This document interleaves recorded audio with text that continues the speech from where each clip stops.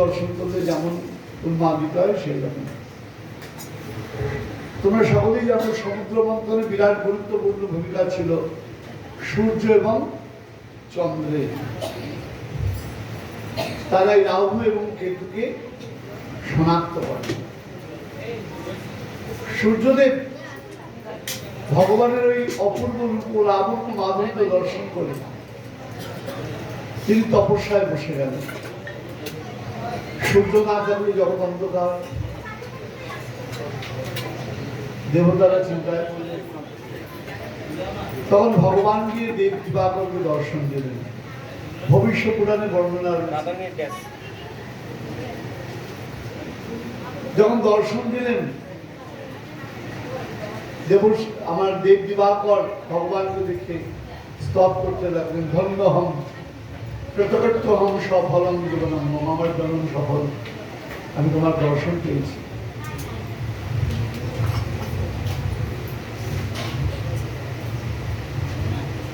ভগবান বলেন, বলো কি চাও? বলে, তুমি যে মোহিনী মূর্তি ধারণ করেছিলে অমন সুন্দর, ওই রকম মূর্তি ধারণ করে তুমি আমার কন্যা হয়ে জন্মগ্রহণ করো। কারণ আমার একটাই প্রার্থনা, তোমাকে বশীভূত করে আমি হৃদয়ে ধরে রাখবো। ভগবান বলেন, আমাকে বশীভূত করবার ক্ষমতায় জগতে এমন শক্তি কারণ নেই আমার নিজের ছাড়া। তা তুমি কি পাবে? আমারই শক্তি আরো সুন্দর। এ আর মহিমূর সৌন্দর্য কি? তার মুখের সৌন্দর্যের কাছে কোটি মোহিনী মূর্তি মূর্ছা যাবে। এমন সৌন্দর্য তুমি লাভ করবে, তুমি কন্যা রূপে তাকে পাবে। তবে কিভাবে আসবে তুমি?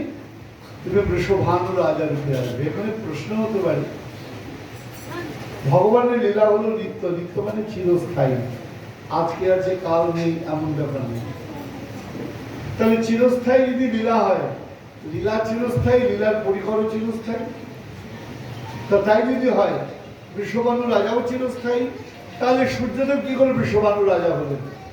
এখানে তোমাদের মনে থাকতে পারে শ্রীমদ্ ভাগবতে যখন অনাদিরাদি প্রাণ গোবিন্দ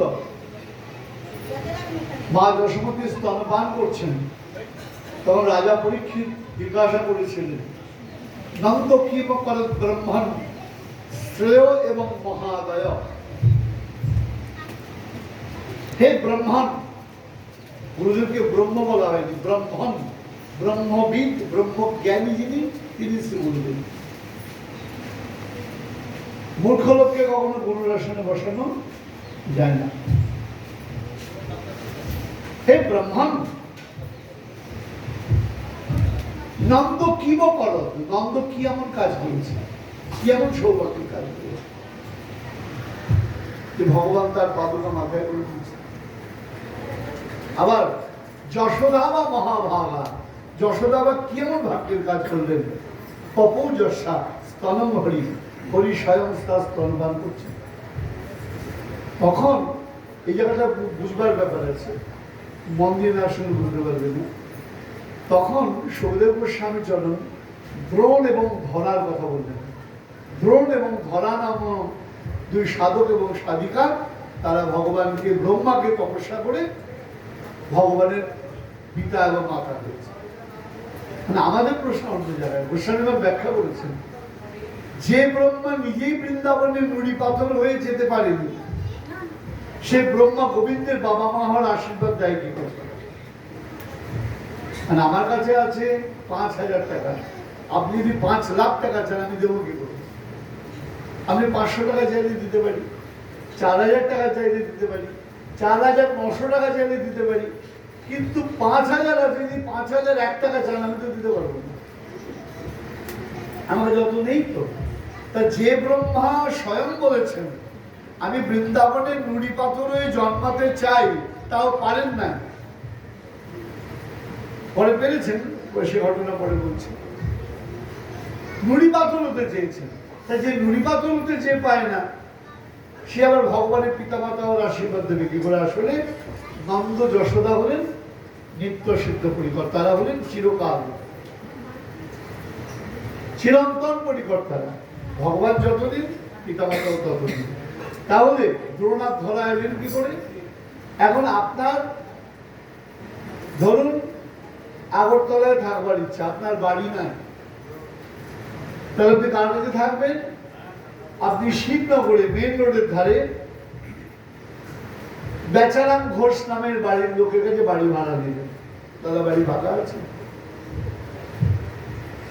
এবার কেউ বললো ভাই আপনি কোথায় থাকেন? বলে আমি আগরতলায় শিবনগরে থাকি। আপনার নাম কি? অমুক। গিয়ে লোকে জিজ্ঞাসা করছে অমুকের বাড়ি কোনটা? বাড়ি তো পারে না, ওর তো নিজের বাড়ি নেই। ও থাকে বেচারাম ঘোষের বাড়ির ভাড়াটিয়া, থাকে শিবনগর, থাকে আগরতলায়, কিন্তু একজনের আন্ডারে। ঠিক তেমনি দ্রোণ এবং ধলা তারা পিতামাতা হলেন বটে, তবে নিত্য পার্ষদ নন্দ যশোদার আনুগত্য। অর্থাৎ যশোদামার অংশে প্রবেশ করলেন কে? ধরা, এবং নন্দ বাবার অংশে প্রবেশ করলেন কে? দ্রোণ। আনুগত্য নিয়ে কৃষ্ণলীলা আস্বাদন করছেন। সাক্ষাৎভাবে পিতামাতা হওয়ার অধিকার কারণ নাই।